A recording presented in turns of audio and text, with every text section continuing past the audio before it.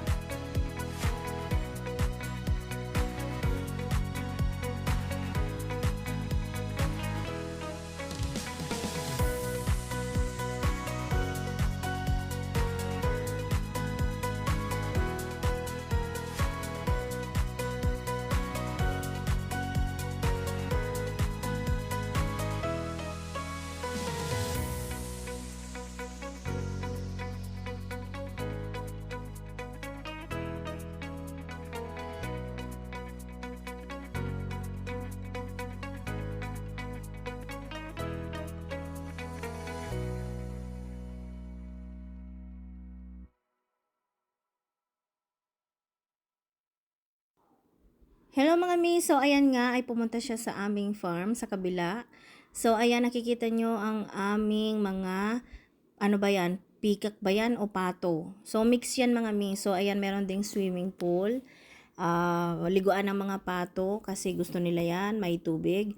At meron din mga tira-tirang kanin, so kinakain nila yan. And meron din macaroni daw kumakain. At yan nga ang panabong na manok. At meron ding inahing manok at meron ding gansa. So, ayan yung aking mga alaga. So, that time mga miso, nung nandyan ako ang nagpapakain yan.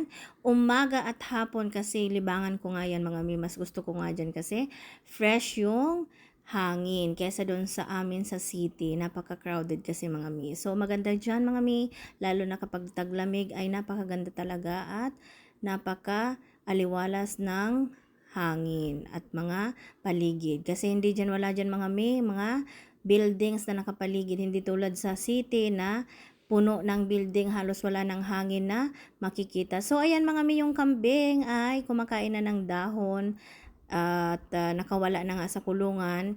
At yung mga kambing dyan, ang iba dyan ay nanganak na nga mga mi.